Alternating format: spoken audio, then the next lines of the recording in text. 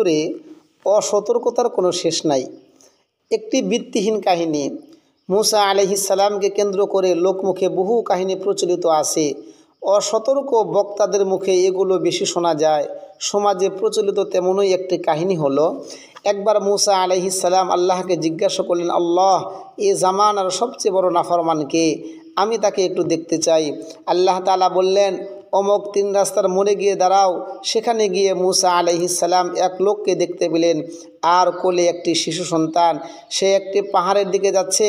তাকে দেখে মুসা আলাইহিস সালাম বুঝতে পারলেন এই হলো জামানার সবচেয়ে বড় নাফরমান।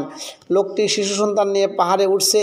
তখন শিশুটি বলল, বাবা, পাহাড় এত বড়, পাহাড়ের চেয়ে বড় কিছু আছে কি? বাবা বলল, পাহাড়ের চেয়ে বড় হলো আসমান। শিশুটি বলল, আসমানের চেয়ে বড় কিছু আছে কি? বাবা বলল, তোমার বাবার গুনাহ। শিশুটি বলল, বাবা, তোমার পাপ থেকে বড় কি কোনো কিছু নেই?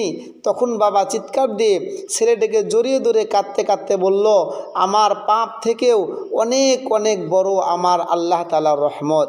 আসলে লোকটি নিজ গুনাহ থেকে তওবা করার জন্য পাহাড়ে গিয়েছিল। সে কেঁদে কেঁদে আল্লাহর কাছে তওবা করেছিল, আর তার শিশু সন্তান আমিন বলছিল। আল্লাহ তাআলা তার তওবা কবুল করলেন এবং তাকে নিজ ওলি হিসাবে গ্রহণ করলেন। এদিকে মুসা আলাইহিস সালাম আল্লাহকে আবার আবেদন জানালেন, হে আল্লাহ, এ জামানার সবচেয়ে বড় ওলিকে, তাকে আমি এক নজর দেখতে চাই। আল্লাহ তাআলা বললেন, 3 রাস্তার মোড়ে গিয়ে দাঁড়াও। মুসা আলাইহিস সালাম দেখলেন সকালের ওই ব্যক্তি পাহাড় থেকে নামছে, যাকে সবচেয়ে বড় নাফরমান বলা হয়েছিল। মুসা আলাইহিস সালাম বিষয়টি নিয়ে পেরেশান হলেন। যাকে সকালে জামানার সবচেয়ে বড় নাফরমান বলা হলো, বিকালে তাকে সবচেয়ে বড় ওলি বলা হচ্ছে।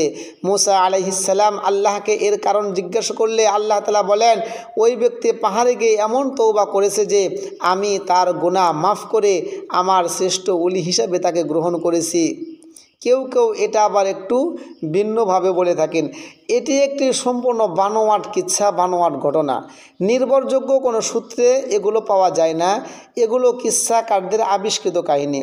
তওবার মাহাত্ম্য বর্ণনা করতে গিয়ে এই কাহিনীটি বলা হয়েছে, অথচ সহিহ হাদিসে তওবা কেন্দ্রিক কত সুন্দর সুন্দর ঘটনা আছে।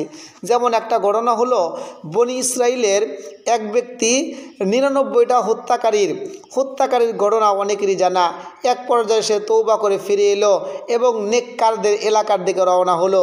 পথিমধ্যে যখন তার মৃত্যু ক্ষণ ঘনিয়ে এলো, তখন রহমত ও আযাবে ফেরেশতা এলো এবং প্রত্যেকে তার জান কবজ করতে চাইল। এক পর্যায়ে ফয়সালা হলো, সে যদি নেককারদের এলাকার কাছাকাছি হয়, রহমতের ফেরেশতারা তাহাকে নিয়ে যাবে, অন্যথায় আপনার যাহারা আযাবে ফেরেশতা তাহারা নিয়ে যাবে। তখন আল্লাহ তাআলা নেককার লোকদের ভূমিকে বললেন, তুমি নিকটবর্তী হও, আর অপর ভূমিকে বললেন, তুমি দূরবর্তী হও। তারপর যখন ভূমির দূরত্ব মাপা হলো, দেখা গেল সে নেককারদের এলাকার দিকে 1 বিঘত এগিয়ে রয়েছে। সুবহানাল্লাহ। তখন তাহাকে ক্ষমা করে দেওয়া হলো এবং রহমতের ফেরেশতা তার জান কবজ করা হলো। এটা হলো সহিহ বুখারী শরীফ হাদিস নাম্বার 3470। তো তওবা কেন্দ্রিক এমন আরও বর্ণনা নির্ভরযোগ্য সূত্রে পাওয়া যায়। মানুষকে তওবার মাহাত্ম্য ও ফজিলত বোঝাতে সেগুলোই বলা দরকার। যেগুলো কোরআন এবং হাদিসের মধ্যে নাই, এগুলো থেকে আমাদেরকে বেঁচে থাকা অবশ্যই দরকার।